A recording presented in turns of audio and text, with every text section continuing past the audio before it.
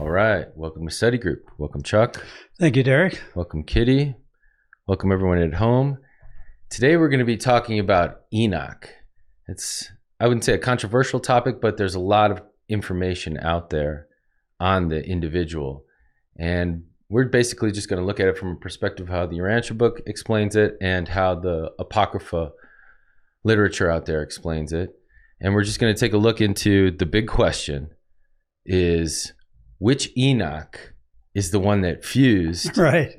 and was the first one to walk with God and be no longer, and to ascend in chariots of fire, and basically, as the Urantia Book puts it, the first mortal to ascend and to make that mortal fusion and to ascend off the planet. Yeah. So he's a significant figure in the history of this world. He must have done something to achieve that status. So we're going to look into that. Yeah, and this person, has been, I'd say, a vessel, whichever person it ends up being. Yeah. Between the two Enochs, and we'll get into it and follow us on this mystery. Right.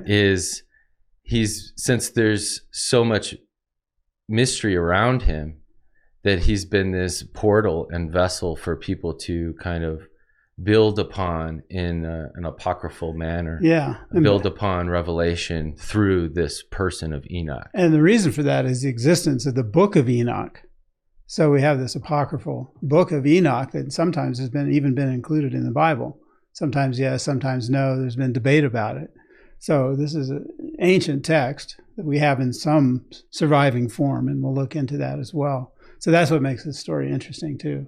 Yeah. The significance of that. Yeah. So essentially what we're getting at here is that there's a lot of points that are building off of this concept of the person Enoch. Right. Going back to Adam. Yeah.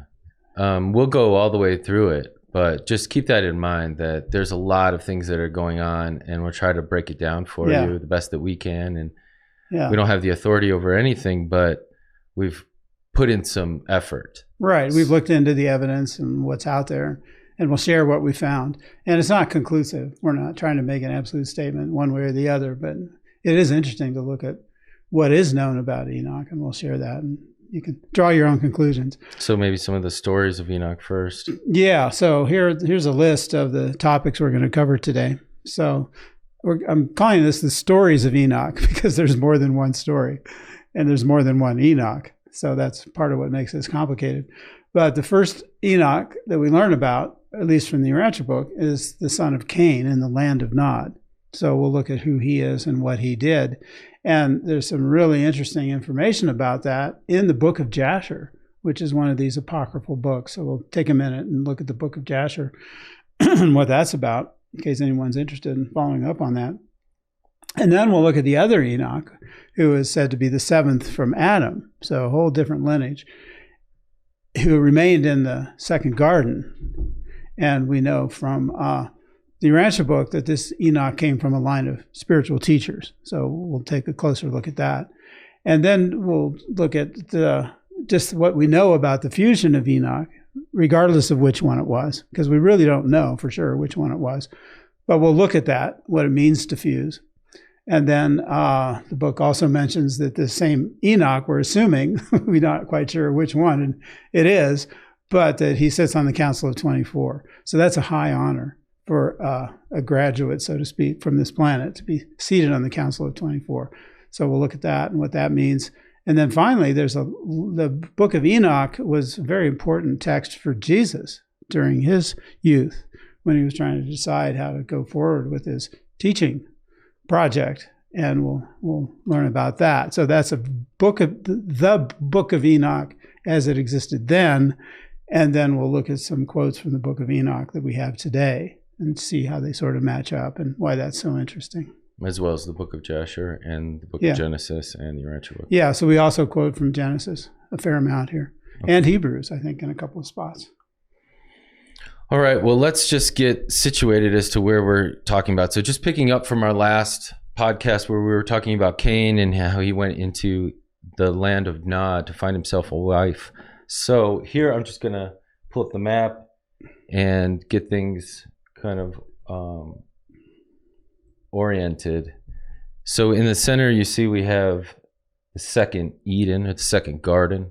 And that's where Cain was essentially brought up and where he killed Abel. And then he moved east after he left into the land of Nod.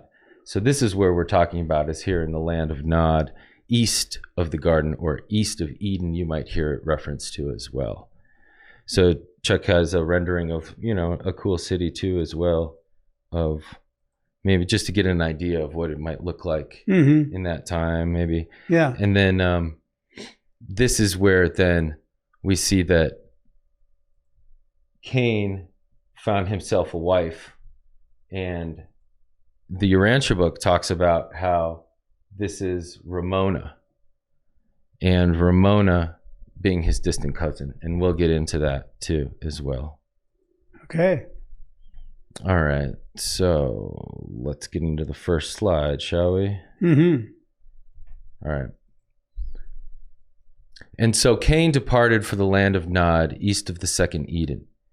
He became a great leader among one group of his father's people. Cain married Ramona, his distant cousin, and their first son, Enoch, became the head of the Elamite Nodites. And for hundreds of years, the Elamites and the Adamites continued to be at peace. So that'll be an important detail, being in peace between the Adamites and the Nodites. And by the way, I could just mention, as you're reading this, that we're kind of paralleling statements from the Urantia Book with information that's available mostly from the Bible, but from other apocryphal sources as well. So here now we're going to have two quotes from Genesis that parallel what we just read there from the Urantia Book. Okay. So this next one from the book of Genesis, it says, "And Cain went out from the presence of the Lord and dwelt in the land of Nod on the east of Eden. And then, and Cain knew his wife, and she conceived and bare Enoch. And he builded a city and called the name of the city after the name of his son, Enoch." So like we were showing on the map, in the land of Nod, Cain built this city. Yeah, the city of Enoch. And called it Enoch, right, after his son. Yeah. Right. So that even further complicates things. But keep that in mind. And we were talking earlier, Derek, you mentioned, where they say Cain went out from the presence of the Lord, that the Lord, that could actually be Adam. They could be referring to Adam there, conceivably. Yeah, thanks for reminding me about that. There's a few times where, if you know the Urantia Book, you can understand the story, where then you understand when in the Bible it references the Lord. They're really referring to perhaps Adam and or Melchizedek at another time. At other times. Yeah. Right. Because it sounds like, oh, he went away from God, But that's not, I don't think that's really what they're saying. I mean, Genesis, well, who knows what they were saying. Yeah, that's a good point, man. Because like, as we'll see more, God, in my mind, if you're building a case, we'll see that there's two Enochs that we're going to choose from here as to which one fused. And I think they were both spiritual leaders. Right. I mean, we don't have any evidence from the Urantia Book about the seventh generation from Adam, Enoch, but he does show up prominently in the Bible. So that's why we're going to look at him too. And he's the one in the Bible that is said to have fused. So that's why he's important. Yeah. But who knows? Hopefully this won't be too complicated. Yeah. There's no way around it. Okay, so here we have in the book of Jasher, which is one of these apocryphal books that we're using here, because it does give some insight in some of this stuff in its own way. Yeah, and the next slide will fill in a little bit about what the book of Jasher is. But this description from the book of Jasher, I think, is very interesting because it parallels very closely what we've just read from the book about bringing peace between the Adamites and the Nodites. Okay. So it says, "And Cain began to build a city, and he built the city, and he called the name of the city Enoch, according to the name of his son," just like we read in the... So that matches with Genesis. Right. Jasher, also in the book of Jasher, it says, "And Enoch ordered it to be proclaimed in all places where the sons of men dwelt, saying, 'Where is the man who wishes to know the ways of the Lord and good works? Let him come to Enoch.' So come to the city of Enoch." And when he says all places where the sons of men dwelt, that could include the Adamites in the second garden because they're not far away. Correct. Yeah. So this announcement went out all over, I'm assuming. So both the Adamites and the Nodites. Yeah, it's almost this calling for truce of some sort also in the name of the Lord. Yeah, just calling for an assembly, kind of. And they assembled and they assembled in all 130 kings and princes. And Enoch taught them wisdom, knowledge, and the ways of the Lord, and he made peace amongst them. And the peace was throughout the earth during the life of Enoch. Mm-hmm. So they say throughout the earth. I mean, if it was just peace between the Elamites and the Adamites, that would have probably seemed like the whole earth at that time. Yeah. Yeah, that's a big deal. Those are, yeah, a very big deal. So it's cool how they describe that. They assembled the kings and princes and brought them all together. Yeah. But they brought them to Enoch, to the... Well, let me show the map. Let him come to Enoch. They're referring to the city of Enoch there. So in this map, we're looking at the second Eden, right here where Baghdad is, the second garden, and then the city of Enoch to the east of it in the land of Nod. Mm-hmm. And that's where then Enoch is saying, all men who want to know the ways of the Lord, come to Enoch. Right. And so then it's not far from what is literally Enoch's grandfather's dwelling, which is this Eden here, mm-hmm. the second Eden. So that's where there's kind of this, right? I'd say intimacy or a relationship with maybe the Lord mm-hmm. is also, it could be something that's like a relationship with the grandfather as well. Yeah. Adam is Enoch's grandfather. Right. Yeah. Enoch, the son of Cain, may have had a special relationship with Adam. You know, that often happens even in our own families where sons and daughters have special connections with their grandfather or grandmother. You know, there's a reaching across generations that way. It's very common. And that may be the case here too. We really don't know. But the two lands are adjacent. Mm-hmm. It's not a big deal to go back and forth. So mm-hmm. who knows what the possibilities may have been. But that seems likely. Okay, well, let me just kind of catch us up to speed on what the Book of Jasher is, because it does have some very interesting details. And in it, this is something that is just a compiling of some facts about it Chuck put together. Yeah, just what I could find online, different sources. Okay. While the story of its origin is impossible to verify, the close match of portions of the Book of Jasher, the close match of portions of the Book of Jasher to the Urantia Book makes it an apocryphal document of much interest. It is mentioned in the Old Testament books of Joshua and 2 Samuel, and the title is usually translated as Book of the Upright or Correct Record, which sounds Egyptian. Mm-hmm. The oldest existing copy was printed in Venice in 1625. The preface to that edition claims that its original source book came from the ruins of Jerusalem in AD 70, when a Roman officer named Sidras allegedly discovered a Hebrew scholar hiding in a hidden library. According to this story, the manuscript was sold and subsequently held by Jewish colleges mm-hmm. until it was finally translated from Hebrew into English in 1552. So, who knows how much of that is true? But, you know, what we find with a lot of these apocryphal works is there's nuggets in there that reach sometimes very far into the past. So, you know, we know there was oral tradition going on all during, you know, history as far back as we can reach. And it's different times.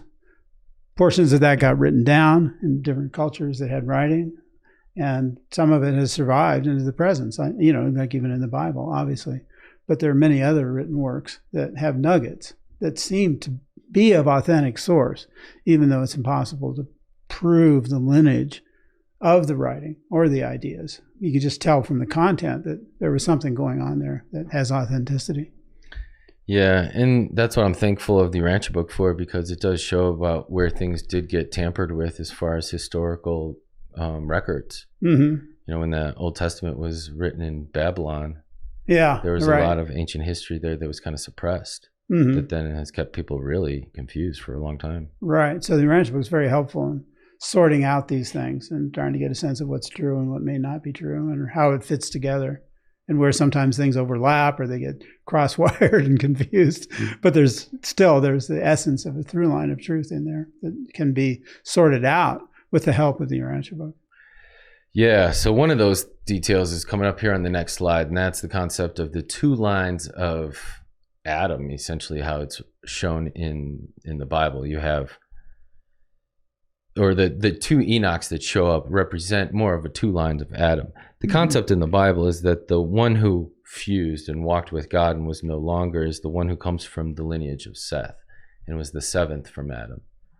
The Urantia Book tells us that an Enoch ascended and gives us just a touch more details on the Enoch, the son of Cain. So we have an Enoch, direct descendant of Cain, and then we have an Enoch who's seventh in line from Adam. Right.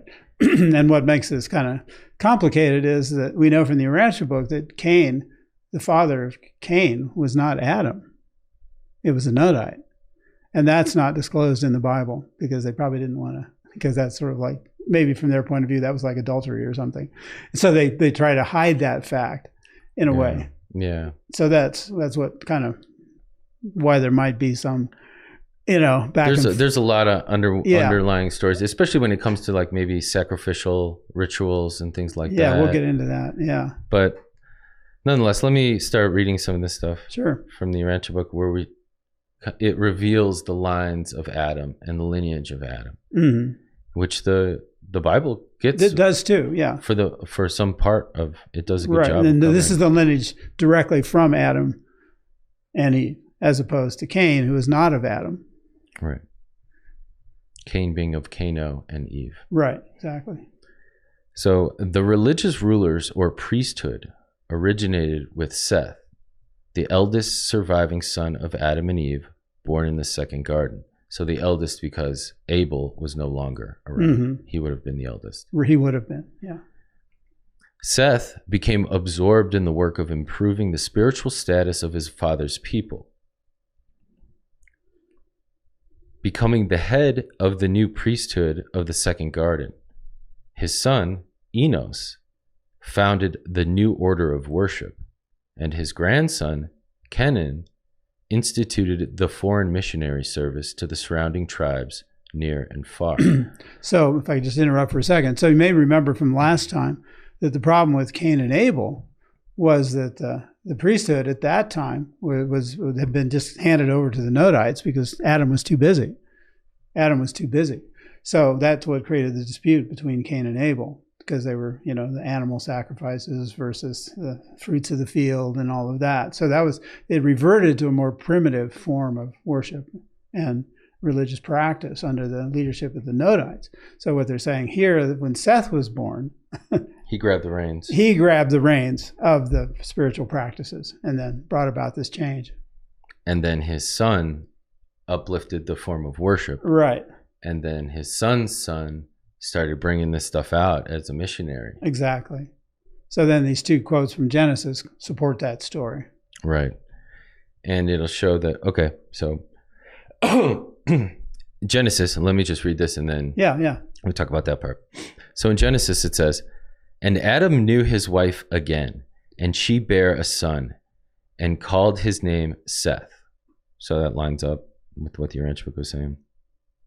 "And to Seth, to him also there was born a son, and he called his name Enos.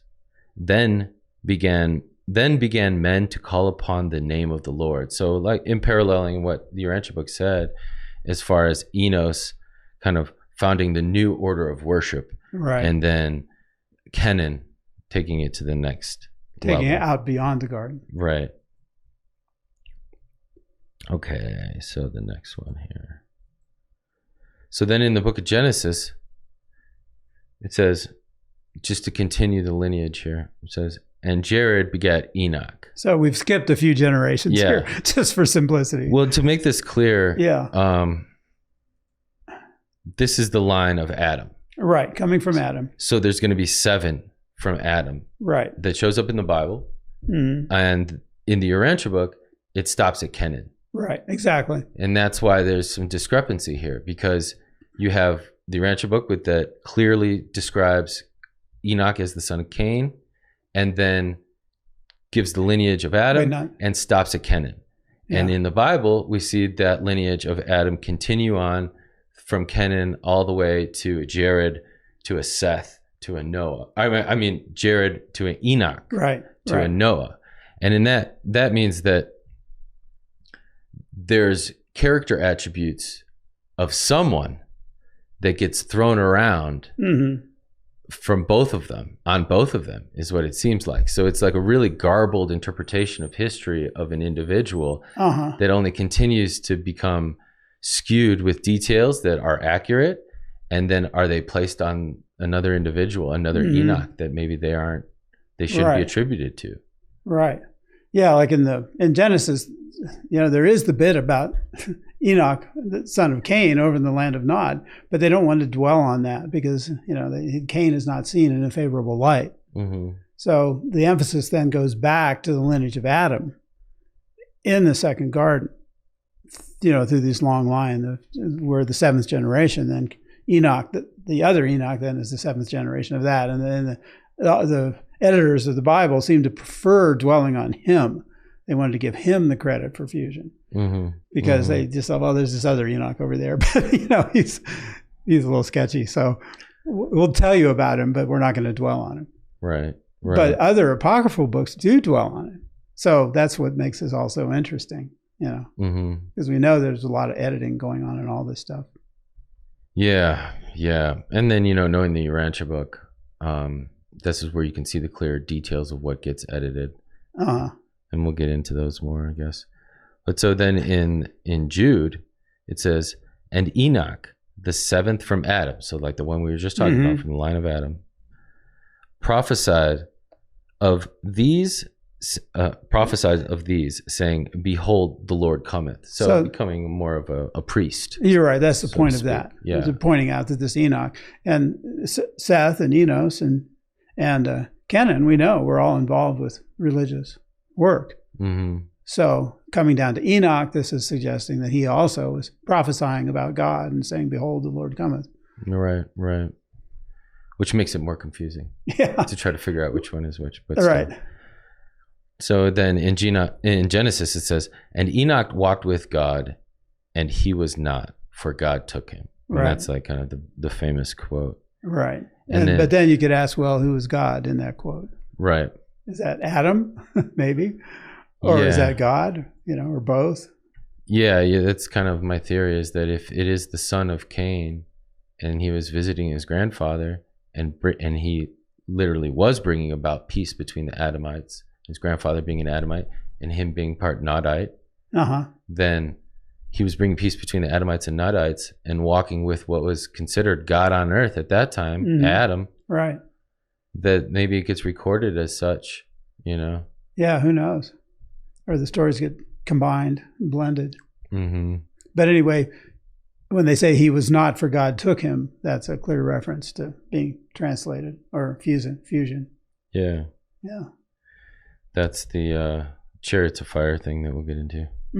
Okay, so in the book of Enoch, chapter 60, it says, the east of the garden, where the elect of the righteous dwell, where my grandfather was taken up, the seventh from Adam. So this is Noah speaking, if you follow the lineage of the Old Testament. And this would be in the second garden. So even from the Urantia Book, we know they spoke of the east of Eden, within Eden, as where Adam and Eve actually had their dwellings and their first, pure line children lived.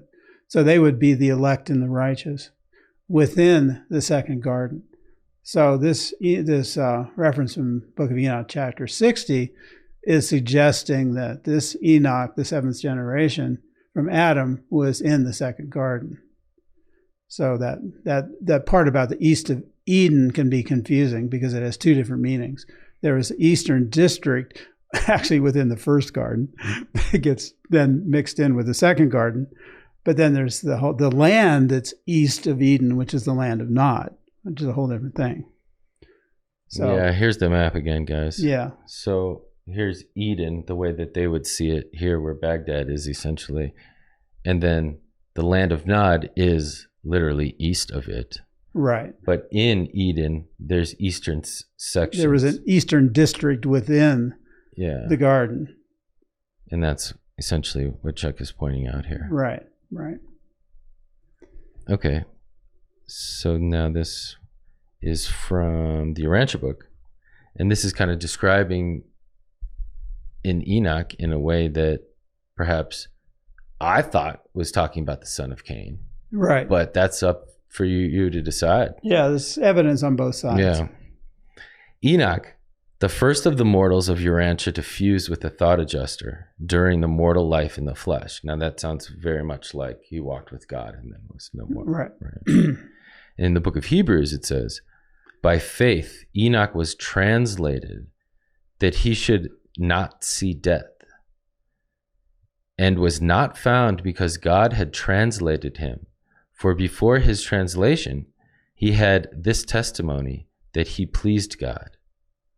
So, same thing is that. So it's a very clear description, but from the context in Hebrews, you can't tell which Enoch they're referring to. In these two passages, it's ambiguous. Right. But it's very clearly stated, whichever way it was. Right. Now in the book of Jasher, it says, it was upon the seventh day that Enoch ascended into heaven in a whirlwind with horses and chariots of fire. Yeah. So that's a cool image. Oh, it is. Yeah. But then in the Urantia Book, they do kind of back that vision up. Yeah, in the next slide. Okay, you want to read it? Oh, yeah, here I am. Okay, so this is more on the Enoch being the first to fuse, whichever Enoch it was. Okay, but here's the explanation from the Urantia Book of what that actually means to fuse or be translated. So they say that consciousness of adjuster presence. So we're talking about the human soul fusing with what they call the adjuster, which is the Spirit of God. And they're kind of explaining that here. So they say that consciousness of adjuster presence is consciousness of God's presence. And that's within us. That's the important thing about that. Eternal fusion of the adjuster with the evolutionary soul of man is the factual experience of eternal union with God as a universe associate of deity. So much interesting there how they put that. But the essence of the point there is that we have this opportunity, our soul, our growing spiritual nature, to fuse with this gift directly from God that they refer to as the adjuster, the presence of God. And when that happens, it's an eternal union, and we're looked upon as associates of deity, which I think is a very cool way of putting that, meaning we're very close to God, we work with God, we're essentially associates of deity. So that's something to aspire to. And by the way, this is very rare, and this doesn't happen very often. So the fact that Enoch achieved this is quite something, and he was the first to do this.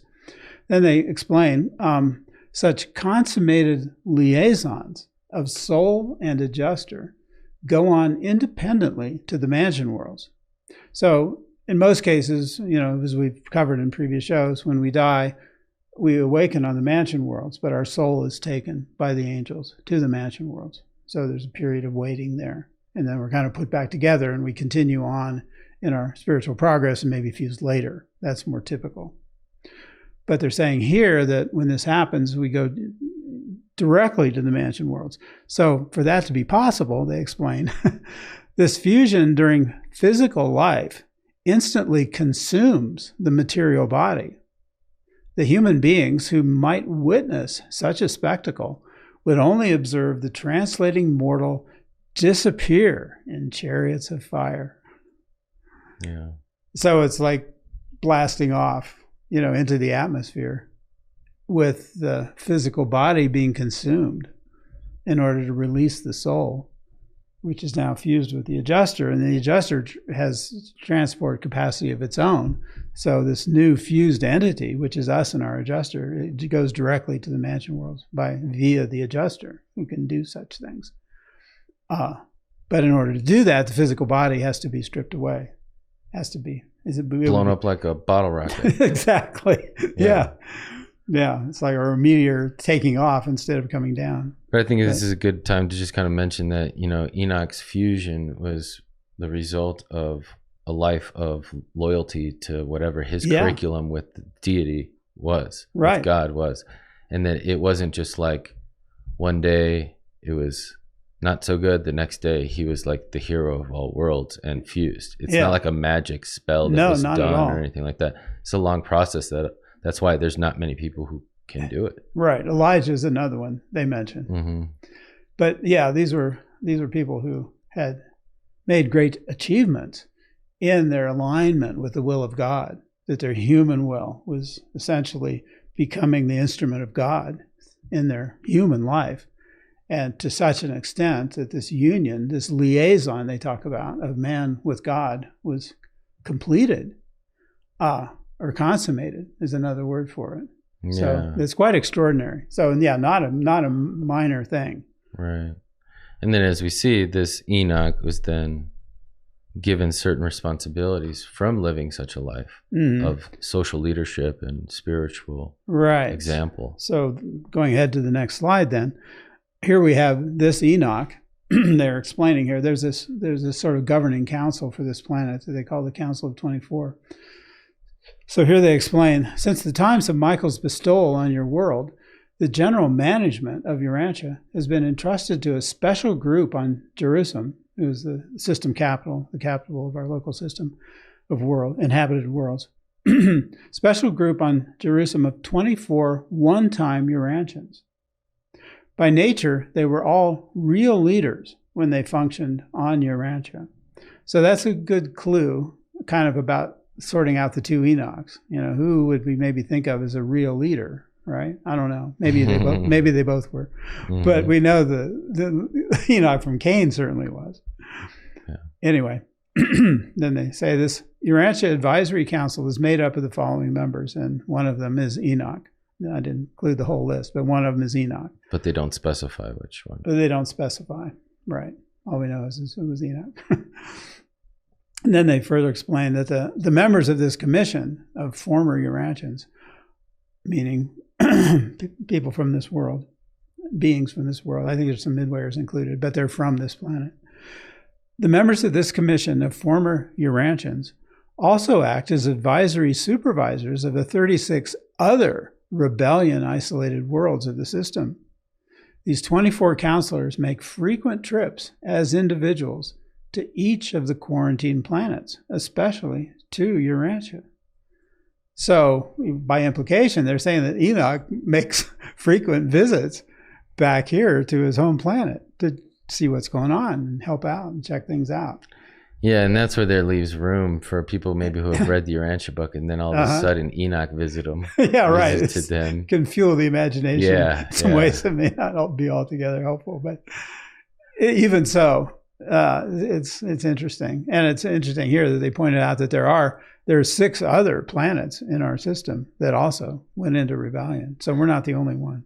And let's look at this a little bit. If we're building cases for each Enoch, in my mind, the Urantia book here now is mentioning what it takes to be in the Council of 4 and 20, the Council of 24, and then that this Enoch who fused was also on the Council of 24. Right. So the same one, two different honors. And by saying, so the same person with the same honor, and by saying that what it takes to get there is that you got to be such a civil leader, or such a leader of your people at that time. Yeah, that could be a spiritual leader too. Right. So I'm just kind of making the case. Yeah. Now, the Urantia book, as we said, stops at Kenan in that line of Adam. Right. As far as what they tell us, and does not mention an Enoch coming from Kenan, and completely says, I believe it changes the narrative about what Noah was. Oh, yeah. Big time. So that in its sense is kind of a tip of the hat to me to that once anything after Kenan is suspect. Perhaps. In biblical references. Yeah. Right. When even in the Bible, they do say that Cain had offspring of Enoch. Right. And in Apocryphal. Right. It's both. So we'll on another show we'll look into that more. I think we've been talking about maybe doing a show about Noah, which would be a lot of fun. Yeah, we got to. Yeah, so we'll get to that. Okay, so now we're going to change gears a little bit and talk about the Book of Enoch. So this is as I said, it's a scripture, a book of scripture that was current even during the times of Jesus, and even now today may not be exactly the same version, but has sometimes been thought of. It's generally regarded as non-canonical, which means they don't typically include it in the Bible. But there's been debate about that. Many have thought it should be. So that's interesting in that respect. Anyway, so here they're talking about Jesus. This is when he was 15, and he's trying to figure out. He knew he had this career ahead of being a spiritual teacher, but he wasn't sure how to refer to himself. So this is what he's puzzling over here. And again, this is when he was 15. They say that Jesus had thoroughly considered the idea of the Jewish Messiah and was firmly convinced that he was not to be that Messiah. So that was the whole idea of sitting on the throne of David and conquering all their worldly enemies and all of that. So he knew he was not going to do that. But when the time came for him to go forth as a world teacher, what would he call himself? By what name would he be called by the people who would become believers in his teachings? He had to kind of think this through ahead of time. While turning all these problems over in his mind, he found in the synagogue library at Nazareth, among the apocalyptic works which he had been studying, this manuscript called the Book of Enoch. And though he was certain that it was not written by Enoch of old, it proved very intriguing to him. And he read and reread it many times. So the implication there is that he somehow knew about the Enoch of old. And who that's referring to is the same mystery that we've been pondering all along here.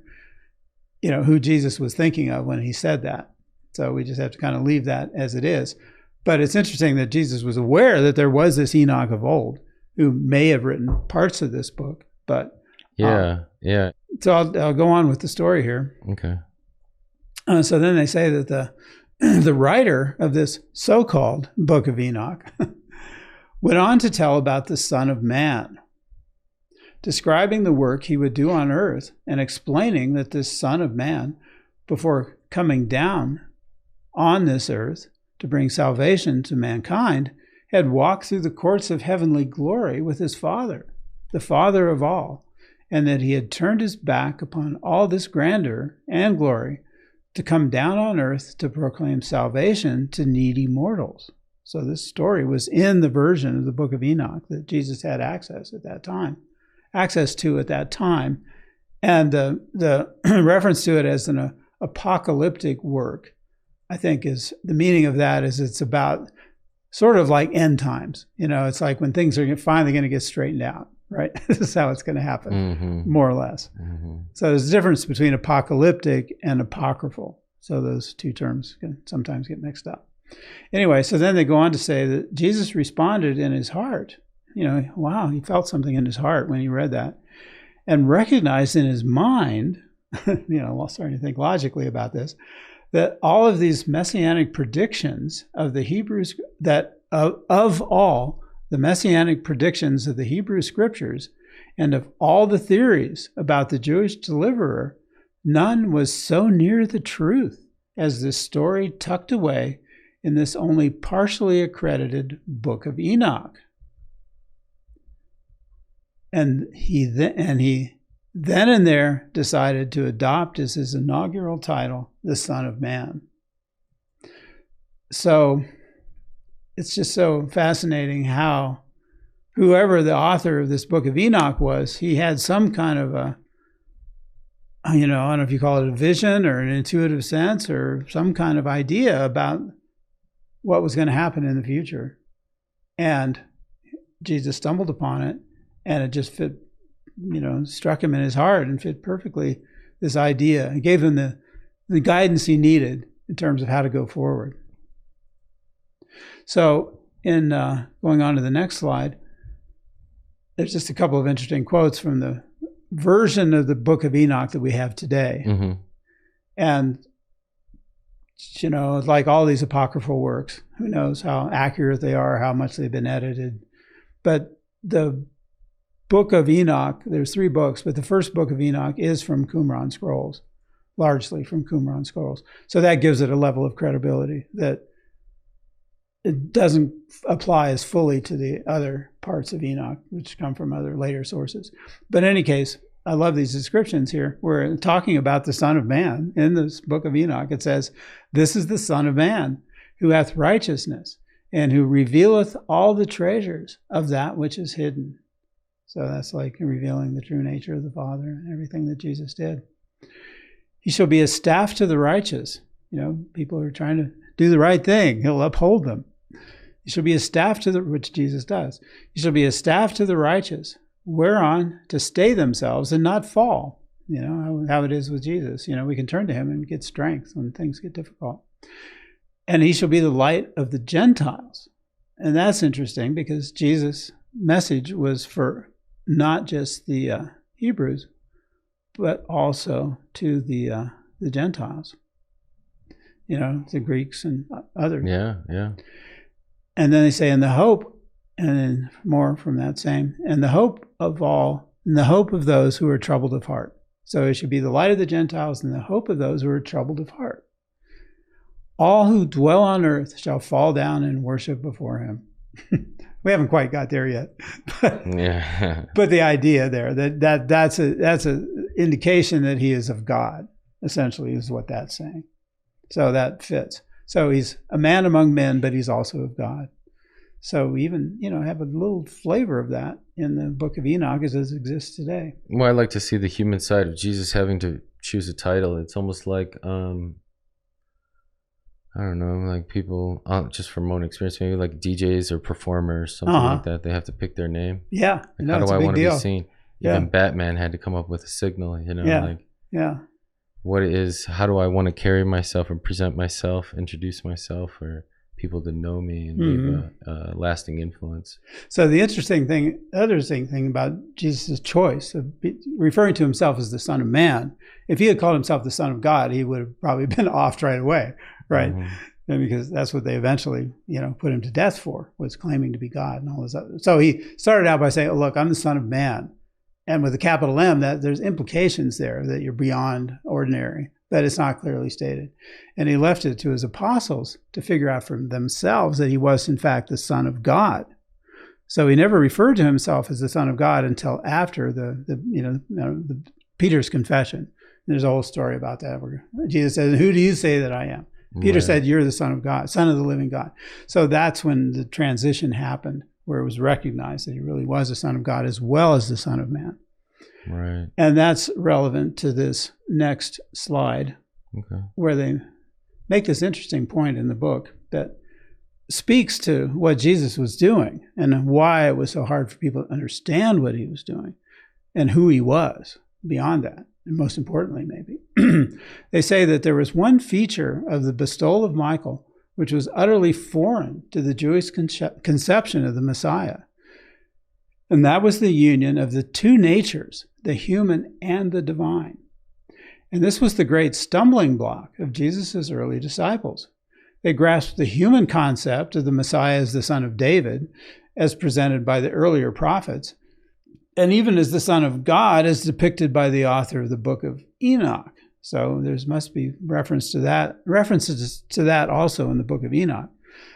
But never had they for a single moment entertained the true concept of the union in one earth personality of the two natures, the human and the divine. The incarnation of the Creator in the form of the creature had not been revealed beforehand. It was revealed only in Jesus. So we're now, we're kind of familiar, at least to some extent, with that idea, with that concept that God could dwell as a human on this earth, which Jesus did and demonstrated. But before Jesus, that idea had never occurred to anyone, that was even possible. So this is part of what's so, maybe challenging for some people, and even today, in understanding the nature of Jesus and who Jesus was, because he truly was that. He was human and divine. And that's why he's like a brother to us. He's been one of us. So that's what's so cool. But he's also God. So it's this hugely important demonstration of that potential, which we also have. I mean, we're not going to become the creator of the universe, but we have the nature of God within us, like we were talking about with the Jasher fusion.